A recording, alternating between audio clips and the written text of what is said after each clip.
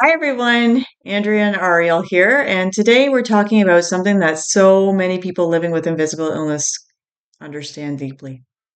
The way the world treats you based on what it thinks it sees or doesn't see at all. Because here's the truth, most of what we go through never shows on the outside, and yet people make assumptions every single day. Exactly. People see you smile or makeup on your face or the fact that you're standing upright and they think, oh, she must be fine. But they don't see the pain, the exhaustion, the mental load, the symptoms we're managing quietly because we've learned to survive that way. I somehow seem to have this perma smile that even when I am super depressed, people cannot see or understand because, hey, you're smiling. When I was in the hospital for severe depression, a patient actually came up to me and was like, "What is going on with you?" And I said, "I'm battling depression." They said, "You can't be depressed. You're pretty." As if it works that way. It clearly it does not work that way. And here's something I've never really said out loud on here. There are days where I should be walking with a cane. Days where the pain, the swelling, the heaviness of my leg from my DBT makes feeling every step like I'm dragging cement.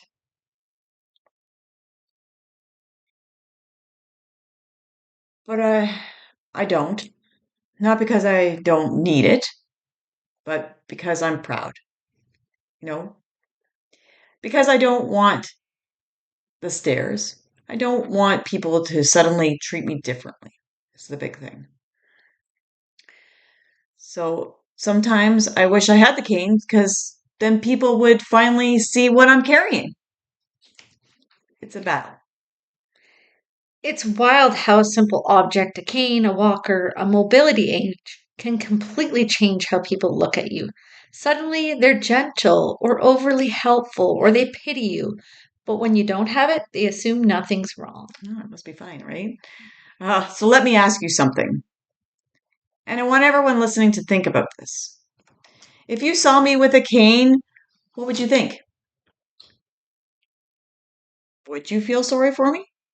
You know, would you assume I'm fragile? Would you treat me differently?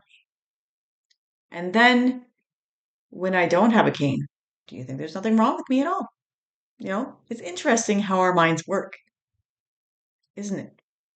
Invisible illnesses forces you into this strange space where you constantly are deciding how much of your struggle to show. When you tell your family that you're going through mental health, they're very concerned, and then you feel bad for even mentioning it. When you aren't your usual bubbly self, people say things like, "You should smile. You'll feel better. You look better when you're smiling." Maybe I just can't today. Why can't I just feel the way I want to feel and not have to look my best for you? And that's why we're talking about this today.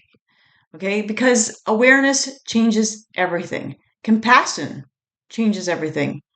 A moment of kindness can shift everyone's entire day. You don't know what someone is carrying. You don't know what their body's fighting, and you don't know what their mind is battling. And we want to challenge the way people think about our illness, disability, and mobility aids. Using a cane doesn't make someone weak. Not using one doesn't mean they're fine. Pain doesn't need permission to be real. So let's work together, all of us, to change the way we see each other. Let's stop assuming. Let's start judging other people. Let's stop deciding who looks sick enough. And let's start leading with compassion, with curiosity, with the understanding that invisible illness is exactly that, invisible.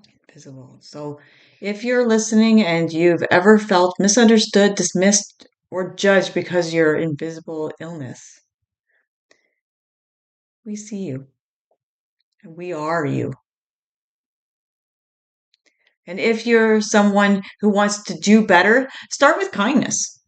It costs nothing and it can mean everything. Thanks for joining us today. And remember, be kind to everyone you meet. You don't know what they're going through. You don't. And we'll see you next time on Inspirational Memoir Talks. Thank you. Thanks, guys.